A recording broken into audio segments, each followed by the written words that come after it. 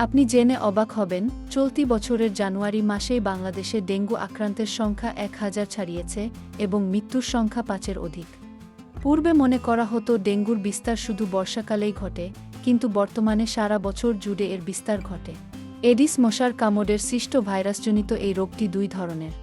একটি হল ক্লাসিক্যাল বা সাধারণ জ্বর, অন্যটি হেমোরেজিক যা খুবই বিপজ্জনক।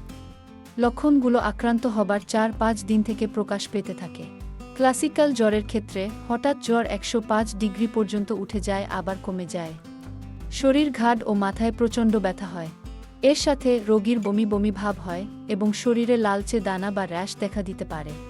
হেমোরেজিক ডেঙ্গুতে আগের সব লক্ষণগুলোর সাথে চোখ বা মুখ লাল হয়ে যায়, শ্বাসকষ্ট শুরু হয় এবং পরবর্তীতে নাক ও কান দিয়ে রক্ত পড়া শুরু হতে পারে।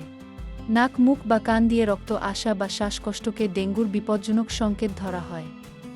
এই অবস্থায় অ্যাডভান্সড চিকিৎসা না হলে রোগী মারা যায়।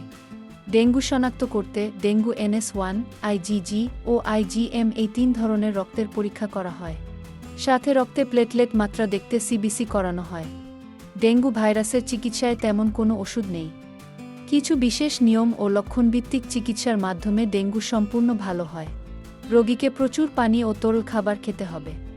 জ্বর কমাতে কেবল প্যারাসিটামল খেতে হবে, অন্য কোনো অ্যান্টিবায়োটিক ব্যবহারে বিপদ তৈরি হবে। এছাড়া রোগীকে সম্পূর্ণ বিশ্রাম ও পর্যাপ্ত পরিমাণ ঘুমাতে হবে, তাহলেই ডেঙ্গু জটিল রূপ ধারণ করতে পারবে না। যে কোনো রোগ চিকিৎসার চেয়ে প্রতিরোধ উত্তম। আসুন জেনে নিই ডেঙ্গু প্রতিরোধে আমাদের করণীয়। বাড়ির আশেপাশের এলাকা পরিষ্কার রাখুন যাতে মশা উৎপন্ন হতে না পারে। এছাড়া সবসময় মশারি টাঙিয়ে ঘুমান ও ঘর বাড়ি মশামুক্ত রাখুন।